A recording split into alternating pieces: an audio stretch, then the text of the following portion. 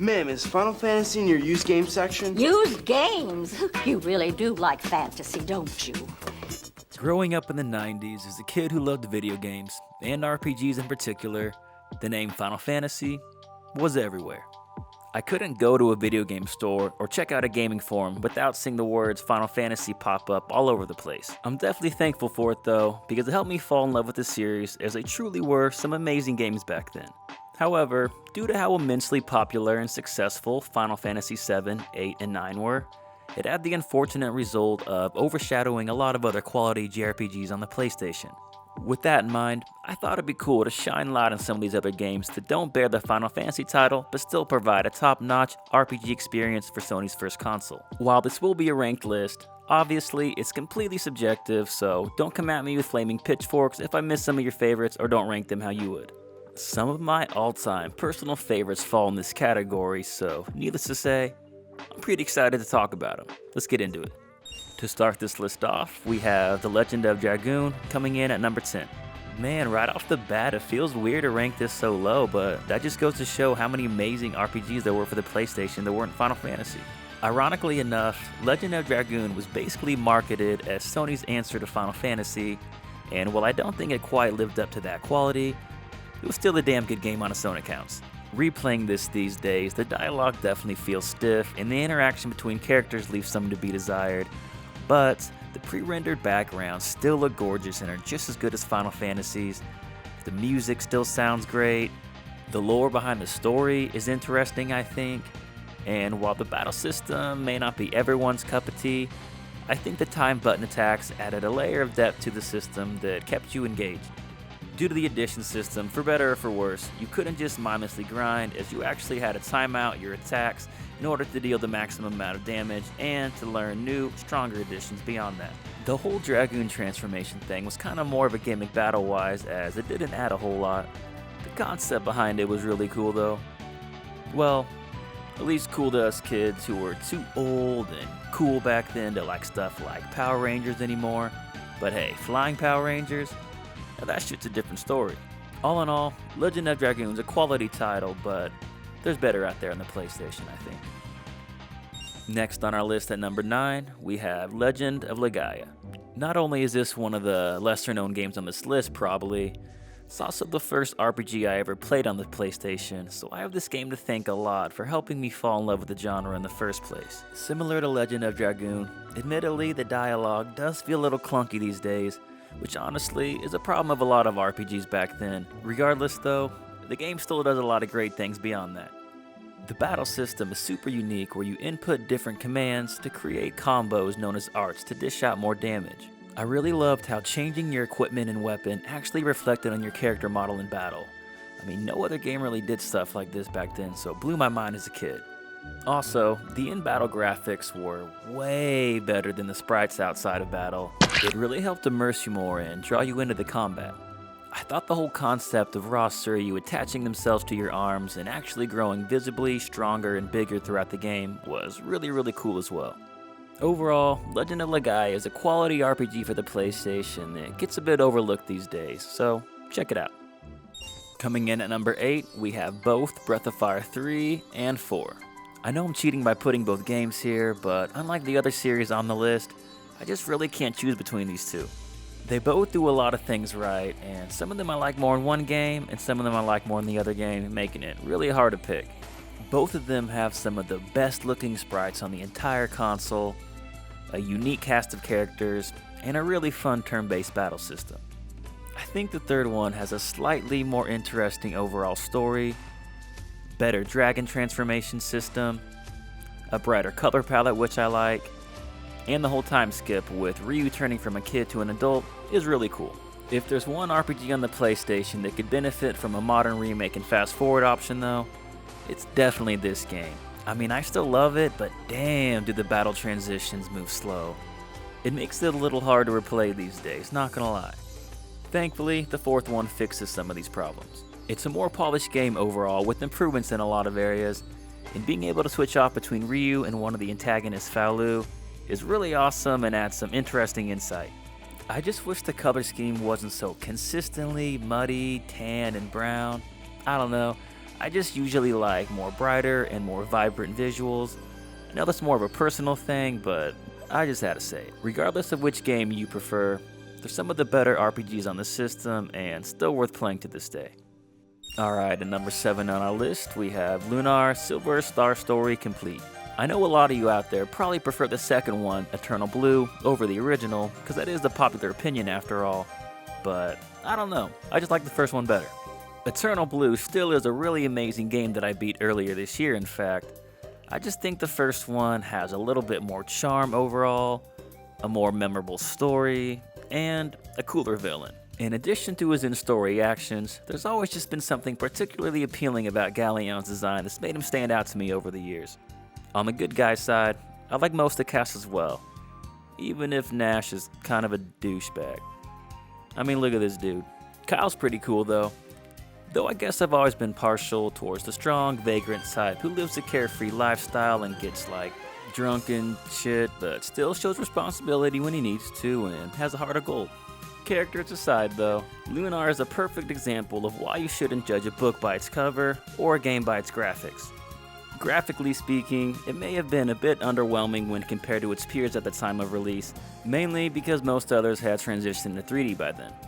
Despite that, however, Lunar still had more charm and more sense of adventure than most games that had fully 3D realized environments, proving the graphics weren't the only thing that mattered, and it was how you told your story and established it within the universe of the game. Next up on our list, in number 6, we have Suikoden II. A lot of you probably aren't going to like where I have this on the list, as I'm sure a lot of you would have it higher, and while I definitely get that, to me, as amazing as this game is, there are still some just slightly better on the system. Suikoden II basically took what the first one did and improved upon it in all areas except for maybe pacing and debatably music. The gameplay is fast and fluid with the strategy war battles and one-on-one duels adding a nice change of pace to the traditional turn-based combat. However, despite how good the gameplay is, the story and characters are certainly the most memorable aspects about this game. Without trying to spoil too much, the plot is basically about 3 best friends growing up and the realities of war affecting the past and life that they take. Out of all the RPGs on the PlayStation, this one definitely has some of the most emotional and hardest hitting moments. Luca Blight in particular is an extremely compelling antagonist that does some of the most heinous acts of violence I've ever seen committed by a JRPG villain, which of course makes him one of the most iconic out there. Really my only gripe with this game, and the reason why it doesn't rank higher on this list, is because the dungeons are pretty basic and boring as they're essentially just long, windy corridors. I know the same could be said for other games on this list, but I don't know, these ones especially just felt kinda low effort and not that exciting to go through. Personally, I would have liked to see a little more there. Regardless, Suikoden II is still an incredible game and JRPG classic absolutely worth playing today. Coming in at number 5, we have Wild Arms 2. I'm not gonna lie, I do have a lot of nostalgia for this game, which may play a slight factor into where it's at on this list, but even still, I do think this is a top-notch JRPG for the PlayStation and the best in the series. This game gets docked for its translation a lot, but honestly, outside of a couple moments, it never really bothered me too much. I thought it still told a really interesting story with a cool cast of characters that was enough to keep me invested. Like Suikoden II to the original, Wild Arms 2 is essentially an improvement over the first one in most aspects of the game. I love that they kept the tool system in place, as it allowed for some challenging puzzles and dungeons to break up the gameplay. Only this one has more characters, therefore more tools and more interesting puzzles. Another thing I love that they kept from the first game is how you have to play individual chapters of each of the 3 main characters first before the real game opens up. Not only do you get to know the character's backstory more along with learn how to use their skills, but it also makes it that much more epic when the party finally meets up and comes together. So yeah, Wild Arms 2 is definitely one special game with a unique Wild West fantasy setting alongside some catchy tunes that I think deserve some more love these days. In number 4 on our list, we have Star Ocean 2. I just realized this is the 3rd game in a row that's the 2nd of its series, which is kind of an interesting coincidence. And there's people out there that say sequels suck. Well, maybe with movies, but clearly not in video games. Anyway, Star Ocean 2 is an incredibly ambitious game involving certain characters you can only get on specific playthroughs, multiple endings, and complex crafting systems. You also have to choose between 2 main characters at the beginning of the game, which actually leads to quite a different experience in playthrough. The overall main focal points of the story aren't necessarily affected, but it offers a different perspective on events, which is insightful to see, plus some characters only join you based on which character you chose at the beginning. The combat in this game is a really fun, action-based, real-time system that keeps you pretty engaged in the fights. I mean, you kinda end up spamming most of the same skills by the end of the game, but you could say that about a lot of RPGs really. The only couple nitpicks I have with the game really are, for being a game called Star Ocean, I wish you actually traveled to more planets besides just a couple. And also, the plot kinda starts to feel a little rushed towards the end of the game. These are just a couple minor personal gripes though, as otherwise it's a really amazing game, and in my opinion, hands down, like not even close, the best game in the Star Ocean series. Next on the list in number 3, we have Chrono Cross. Man, few other games give me feels like this when I hear its incredible music or see some of its beautiful tropical scenery. This is probably my favorite visual aesthetic of any video game ever, which is saying quite a lot with all the games I've played. I know how divisive this game can be, as it wasn't the true sequel to Chrono Trigger like a lot of fans wanted, and the 40+ characters kinda took away a lot of development that could have been given to the main cast. But besides those facts, I still think this is one amazing game that has made a lasting impression on me over the years. The story, while yes, pretty convoluted near the end, is incredibly unique and takes you to some real gorgeous locations throughout the journey. Even if you didn't like how the story handled the events of Chrono Trigger, one thing everyone can agree on is how absolutely exquisite the soundtrack is. I mean, it's a pretty general consensus that this game has some of the best music of any video game ever, and my personal favorite. Yasunori Mitsuda's passion can be felt in every track, as it always perfectly fits the moment and the setting of the game it's in. Chrono Cross may have some flaws, and some design choices may not appeal to everyone, but I can't get this experience anywhere else, and the adventure that it provides is one of a kind and will always keep me coming back to think about it from time to time. Coming in at the number 2 spot, we have Grandia. You remember what I said earlier in this video about Lunar and the charm and sense of adventure it gave off? We'll take that and multiply it by 2 for this game. Grandia truly makes you feel like you're a kid embarking on a magical grand adventure with the unknowns of the world lying ahead where wonder awaits. I mean, the amount of charm and soul this game has could even put a smile on the coldest bastard's face. For real though, I just love the way this game makes you feel.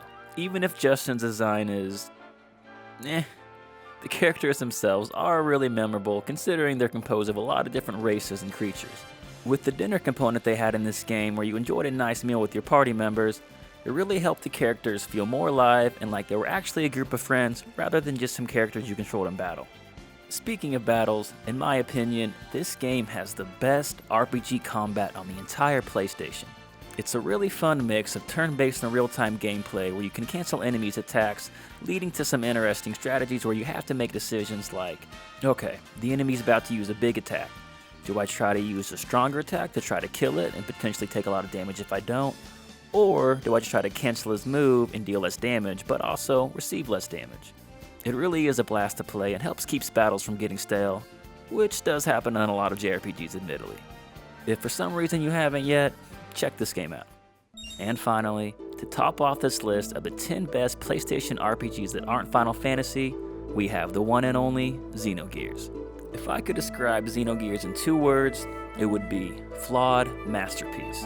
I could really go on about this game for days, but if I had to pick, I would say the most memorable aspects are definitely the beautiful music composed by none other than Yasunori Mitsuda of the famed Chrono series, the ensemble of villains, which in my opinion are the greatest of any JRPG ever, as they all are really captivating with their own differing set of motivations and goals.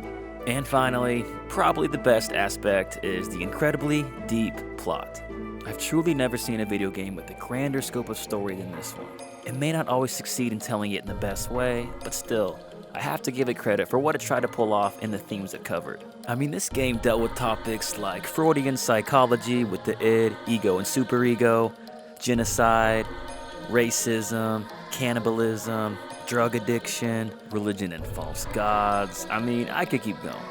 It was originally being developed as Final Fantasy VII, in fact, until Squaresoft realized it had themes too dark than what they wanted for their flagship series. I even remember the EB Games employee wouldn't sell this game to my mom back in the day because he thought it was too mature and too religious for a kid like me, as it talked about killing gods and stuff like that. Well, naturally, when you tell a kid they can't have something, they just want it even more, so eventually I got my hands on it and fell in love with this absolute gem of a game. To this day, I still often think about the game's story, the journey of Fei Fong Wong and the rest of the crew, and the emotional ending.